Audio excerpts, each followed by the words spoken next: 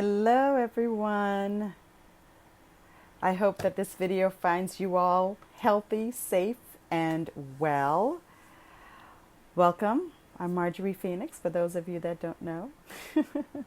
I'm the author of the book, Who the Hell Do You Think You Are? I'm the founder and CEO of Giving Voices Project. I wanted to share with you all my personal mission statement. Now, when we think about mission statement, we always attach it to an institution, an entity, a corporation, a company, right? But I think it's important for all of us to have a personal mission statement. And let me tell you the reason why I wanted to do this. Because for me, it's a guide and it's a reminder of why I do the work that I do. But it also helps me set a standard for how I go about using that work, doing that work, and how I'm moving about in the world. Many of us are just sort of walking through life, doing whatever pops up, doing whatever, responding and reacting to what comes at us. Instead of having a purposeful and intentional way of living and doing the things that we want to do. I talk a lot about my work with helping people who want to use their story and their voice to make a difference in the world. And that kind of work, it takes courage, but it also is about people who have a stand, people who stand for something, people who believe in something, and people who want to live a life that is just beyond themselves, right? But how do you do that? How do you do that in a world where, there's this promotion of selfishness, right? There's a lot of self-love, self-care, and all of that is good, right? But really, life isn't just about us individually. It is about the people around us, and it's about our environment. At least this is, for me, what is important. So the mission statement is really about what you stand for and holding yourself to a particular standard. And it's really about looking at when you write your mission statement, your own personal mission statement, you will quickly be able to see what your own personal values are. And let me tell you something, that is something that's missing from a lot of conversations. And when you ask people, what are your values? They really have to think about that. They don't know. But you have to sit with that for a little bit. And I would say, sit down and write out all the things that are important to you, your values, and then you can look and see what your top 3 or 5 non-negotiables. These are non-negotiables. These are things that you stand for, you believe in, and this is how you live your life. So this is why I feel like that personal mission statement is going to help bring that out for you. But so I sat down. I'm going to share mine with you guys in a little bit. But I sat down and I've been writing it repeatedly, writing it and seeing what feels good to me, what speaks to me. The other part of that too was I did a vision statement. And basically the vision statement is, how do I see my life? How do I see my community? How do I see society? And how do I see the world that I want to live in? What does that look like for you?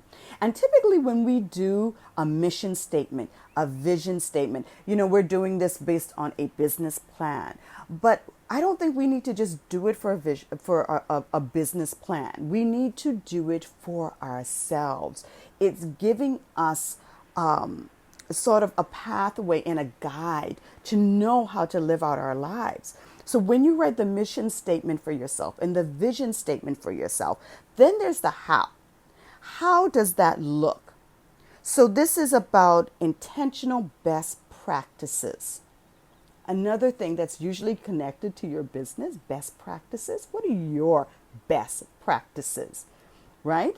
What are those values and those things that you want to live by? And what's that thing that when you wake up every day, based on your mission statement for yourself, based on that vision that you have for your life and for your community, How will you do that?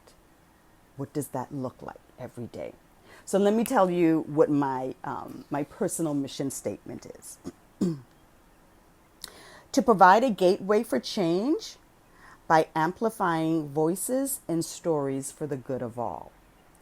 Now, I feel like that will evolve over time as I do more of my work. That will start to evolve, but this is where I am today as part of my mission statement. This is what I want to do. This is what I want to provide.